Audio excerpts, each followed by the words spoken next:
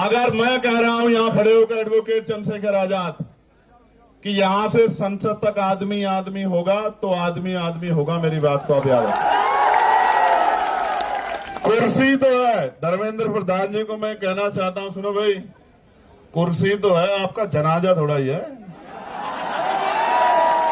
अगर कुछ कर नहीं सकते तो छोड़ क्यों नहीं देते, क्यों चिपक के बैठे?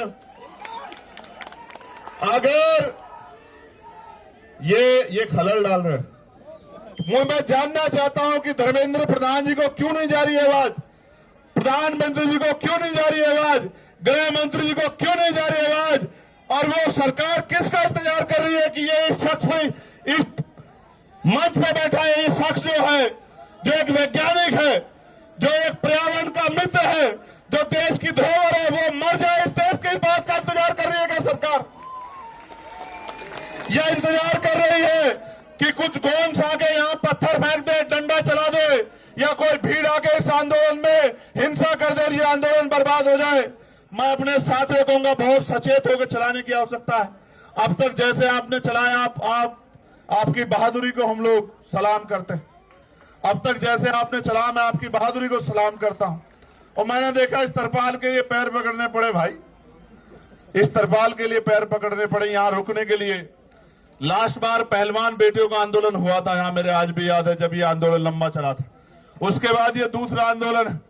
और कहा गया मुझसे भी कल, इन्होंने कहा इनकी टीम ने कि भैया 20 तारीख को कूच करेंगे हम लोग। 20 को ही करोगे ना पक्का?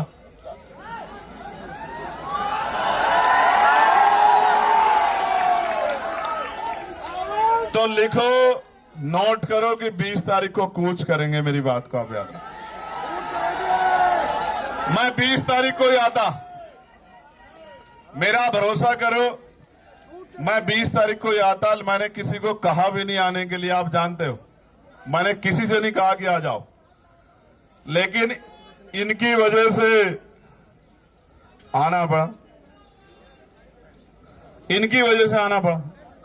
मैंने इनसे कहा कि जाओ, उनसे कहो कि वो अनशन त्याग दे, देश को उनकी जरूरत है, युवाओं को उनकी जरूरत है। और इन्होंने कहा कि वो तो नहीं मान रहे। मैंने इनसे कहा मेरा संदेश देना कि उनका भाई इनसे कह रहा है कि त्याग दो, तो संदेश ही आया कि नहीं, वो नहीं छोड़ रहे अनशन। तो मैं आज इनसे नहीं कहूंगा अनशन छोड़ो, मैं बिल्कुल नहीं कहूंगा। मेरे आज भी याद है जब शहीद आजम सरदार भगत सिंह जेल में थे, उनके पिताजी चले गए एप्लीकेशन लेके अंग्रेजों के पास कि इनकी सजा माफ कर दी जाए। तो मुझे याद है शहीद आजम सरदार भगत सिंह जी के वो शब्द अपने पिता से, जब उन्होंने कहा कि आज आपने मेरी पीठ में छुरा घोंपा है, जिनके खिलाफ मैं लड़ रहा हूं, आपने उनके आगे कमजोर पड़ने का काम किया, आज आपने मेरे आंदोलन को कमजोर किया है, मेरे संघर्ष को कमजोर किया है। तो मैं लड़ने वाला व्यक्ति हूं, मैं इनका संघर्ष कमजोर नहीं करूंगा। अगर इनको कुछ होगा तो इसका खामियाजा इस सरकार को भुगतना पड़ेगा, मेरी बात को आप याद रखना। हमें इनको मनाने की जरूरत नहीं है कि ये अनशन त्यागे, देश की सरकार से सवाल पूछने की जरूरत है कि वो इस डिक्टेटरशिप को क्यों कर रही है। जो शिक्षा मंत्री पेपर नहीं बचा सकता है, वो युवाओं का भविष्य कैसे बचाएगा, इस बात का जवाब शिक्षा मंत्री जी को देना पड़े।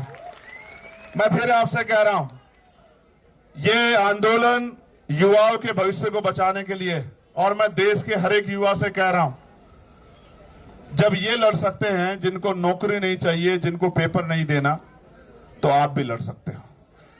इसे इतना बड़ा करो आंदोलन को, क्योंकि ये लोकतांत्रिक व्यवस्था है, ये संवैधानिक देश है।